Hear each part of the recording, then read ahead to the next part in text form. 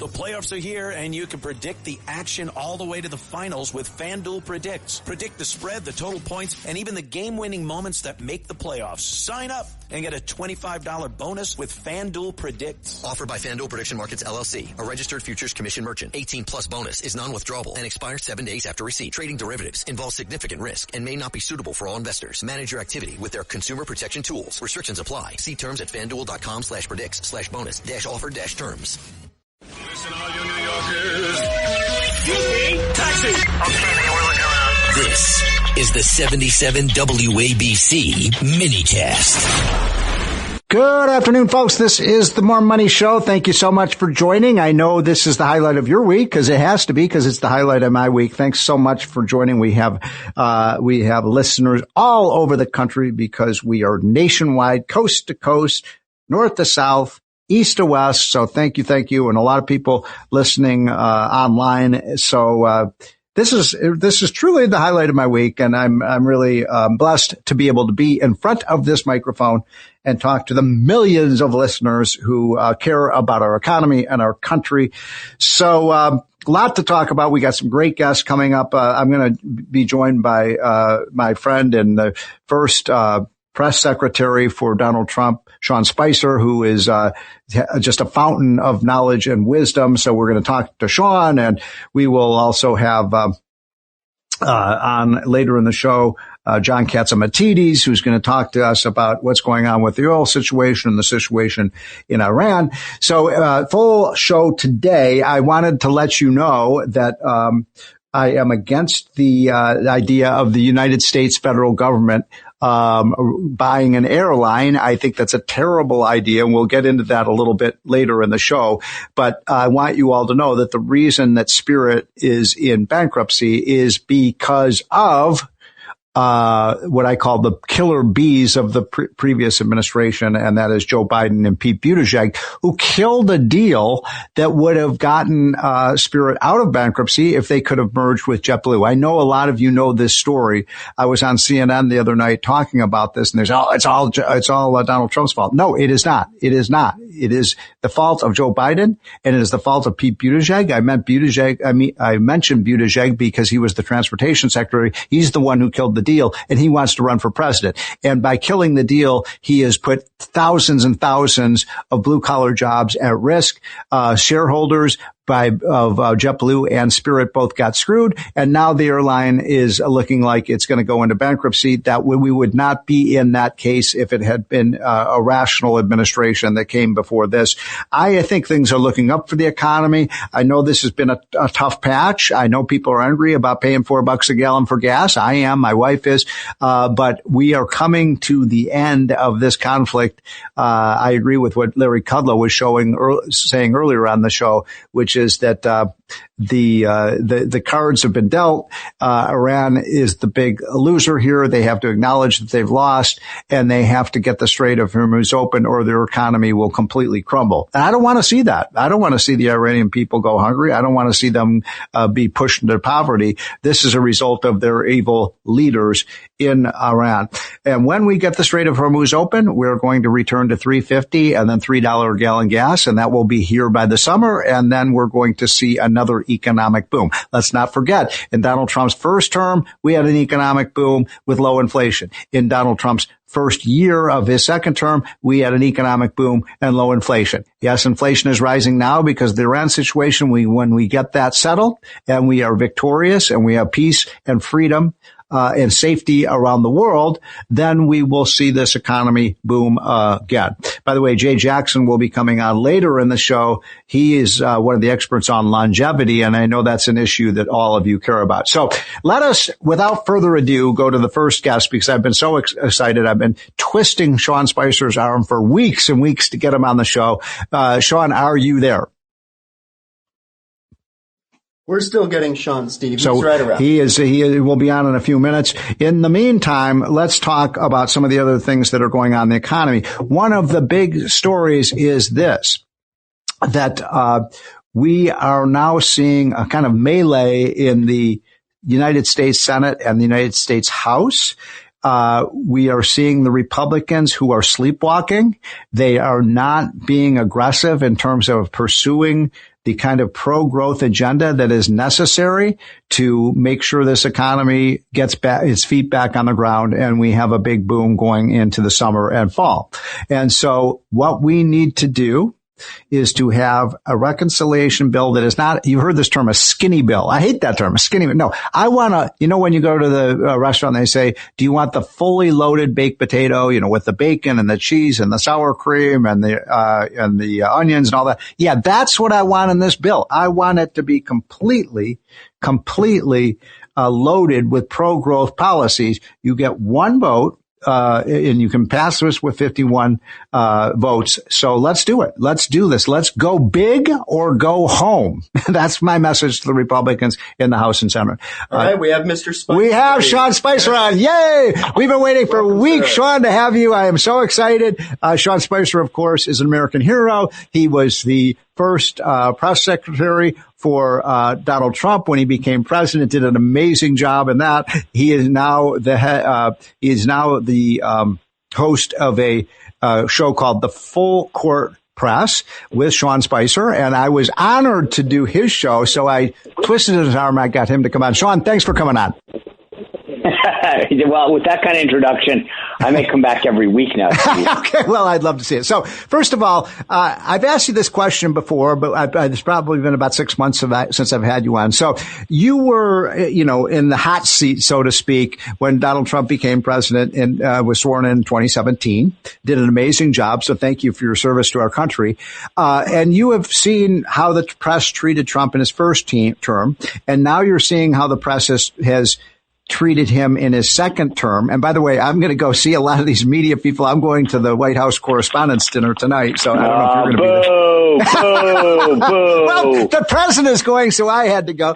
But Sean, tell me about how you feel like the press. Is this a fair press? Are they treating Trump fairly? Are they completely hostile? They certainly were hostile when you were there. Is it worse or better than it was 7 years ago? It's different, and here's why. Yeah. I literally have a book right now coming out Tuesday. You can go to Amazon literally right now called Trump 2.0. There's an entire chapter on this, and I'll give you the headline. The answer is it's different. What do I mean by that? It's more diffuse. So when I was there, I'd look out from the podium, and I'd see maybe one, sometimes two, not hostile faces. And I don't say friendly because some of them, but now when Caroline looks out, right, there's the Daily Caller, the Daily Signal, the Daily Wire, Lindell TV. I mean, it is so what's happened is CNN is still CNN. The New York Times is still New York Times. But I didn't have anywhere to hide. And I don't mean that like the conservative media, because to be honest with you, I would tell people all the time, Matt Boyle from Breitbart was one of the toughest guys to deal with because they had an agenda that they wanted. I mean, they felt like, hey, Trump needs to be focused on this agenda, and they were going to hold him to it. So they weren't easy by any stretch of the imagination. But Caroline has done a really good job. I brought in Skype. So I started to bring in outside, voices. And Caroline and I talked about this during the transition. And again, part of the reason I wrote the book was to explain, like, what makes Trump 2.0 different is that the 4 years out of office, they were able to plot and plan. And what do I mean by that? So, like, most presidents, actually everyone except one other, are literally, if you are consecutive terms, you just, Monday becomes Tuesday, becomes Wednesday, the same chief of staff, the same secretary of state, the same whatever, and you just keep going to work. When you have 4 years out of office, like the America First Policy Institute folks went around and interviewed all of the people, not all, like a good chunk of the people from Trump 1.0. Because, like, tell me about your job. What was it like on day one? What would you do differently? What resources would you like to have had? Compile all this information, and Caroline got it. Some of it she probably thought was great. Some of it not so much. Some of it she took. Some of it she didn't. But when I came in, I was like, where's the bathroom, right? I'm kidding a little, but it's a very different dynamic. And that's the key, is that, like, I joke with people, Steve, that it's like a team that plays a team again in a season. Like, the second time you play, you're like, okay, I know the players on the field. Maybe here are some of the substitutions. And the example that I like to share with people that's in the book is when Donald Trump was trying to figure out who he wanted as Secretary of Defense in Trump 1.0, he'd been recommended to talk with Jim Mattis. General Jim Mattis. And so Mattis comes to Bedminster. He meets with him for about an hour.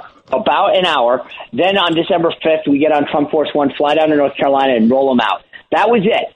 That was his Secretary of Defense, right? You contrast that with Pete Hegseth, and you and I have talked about this, like, with respect to the Fed. Like, he knows a lot of these players now that he didn't know. And so part of the reason I wrote Trump 2.0 was to explain why, whether it's the briefing room or the personnel at the Secretary of Defense, now war level, are different and why it's a different outcome. So the book is Trump 2.0, The Revolution That Will Transform America. Is it out? Can we buy it? It's out Tuesday. You can literally go to Amazon right now. If you order it today, you will get it Tuesday when it's delivered. And here's the thing, like cool all of the radio audience, is that if you order in the next 7 days, I talk to people all the time, and they'll say, I really want a signed copy. It's not as easy as it used to be because you're not doing as many events. But so for people who are interested, what I've told them is if you go to Amazon right now in the next, today, order Trump 2.0 and screenshot your purchase, send it to contact@SeanSpicer.com.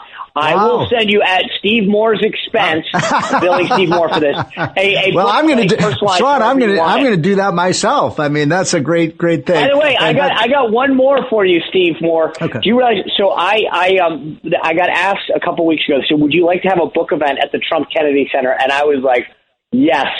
So on May 15th, it's a free event. All the information that Sean. I'm like, what is the date? How cool is that? Like, I get this thing. May 15th. It's a Friday night, and I was like, oh, that's amazing! How cool is that? I will be there. I'm going to get my picture taken with Sean Spicer, and I'm going to get an autographed copy, and I'm going to bring my book, the Trumponomics 2.0, and we can put them side by side. So that's fantastic. Well, okay, so back to policy. Look, this has been a tough month for Trump. We've got to get the Iran situation fixed, and we've got to get the Strait open, obviously, so we can see the gas prices migrate down. As you know, Sean, the average, even with this hike in gas prices, the average gas price under Donald Trump is lower than the average gas price under Joe Biden. Did you know that? Well, now I do. Yeah, so it's true. I mean, a lot of people don't know that. You know that. Even the great Sean Spicer didn't know that. But you know what? That's the problem is that's just not how politics works, right? You don't get credit for saying, because once you get it way down, right? It's like your salary. If you have a really good couple months, then you don't get to go. But it used to be a lot lower. Like, you get excited when those gas prices get down. I'm cheap. I'm a frugal New Englander at heart. So once he got them down under $3, I got excited. So when you were press secretary, and those first few weeks were pretty brutal because it was you could see foam coming out of these people's mouth, and you faced some tough press conferences, and sometimes when you would may have been a little demoralized coming out of that because you just get the crap beat out of you. What would the president say to you in that kind of circumstance? To your point, there were some good days. It was like, I tell people all the time, and I don't know about your experiences, Steve, with the president, but like, I tell people all the time, you never have to guess where you stand with him. So if I came out and I did a good job, he'd be like, that was great, you killed it. And then the days that he did not like something, right. He ripped the bark off of you. And he's done that to me too. And it was I know what you're talking about. Yeah, and it was, but like I said, the beauty was you never had to guess. You never were like, I think I did okay. Because I would come in, he'd either call or I'd come in right after the briefing into the Oval, and he'd be like, why did you say this? Da, da, da. But on the flip side, he would be effuse with his praise. Yeah. If you did a good job, he'd be like, that was perfect. That's what you did great. So you never had to guess. Well, one last thing I'll say about that. We're running out of time here, Sean. And the book, by the way, is Trump 2.0, The Revolution That Will Transform America. When I was doing something on behalf of the president, I was just getting the crap kicked out of me. Trump would call me and say, thank you. You're doing a great job. So he, nobody knows what it's like to have bullets fired at them, literally and figuratively, than Donald Trump. No, he did that the other day. I was at an event with him, and he called me out, and he said, you know what? Sean's always got, like, he pays attention, and it's funny, sometimes in the media they'll say, oh, Trump's not loyal. He has endorsed all 5 books of mine, the foreword, and Trump 2.0. He literally wrote the foreword. He voted for me on Dancing with the Stars, Steve Moore. I mean, this is the guy. He is president. Now that is loyalty. Have to do that. That's loyalty. Oh, my God. All right, Sean, thanks so much for coming on. And Full Court Press, what is that? You bet. Tomorrow morning, 10 o'clock, WABC. I'm the warm-up act for Joe Concha. I come right after the boss, though, right after John Catsimatidis. So I feel like I'm right after the boss, and then I open up. Joe Concha's opening act. Well, that's perfect because you're also the warm-up guest for John Catsimatidis on the show. So, Sean Spicer, thanks for joining. Have a great weekend, my friend. I hope to see you at the White House Correspondents' Dinner, although I don't think you'll probably be there. And folks, this is the More Money Show. We're having a lot of fun and trying to make your weekend special. We'll be right back. Tecovas is the go-to for premium, handcrafted Western boots. Stop by any store location for a warm welcome, a cold drink in hand, and a truly one-of-a-kind shopping experience.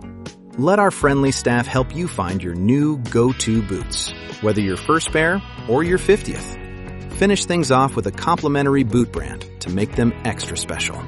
Come for the boots, stay for the good times. Tecovas, Forever West.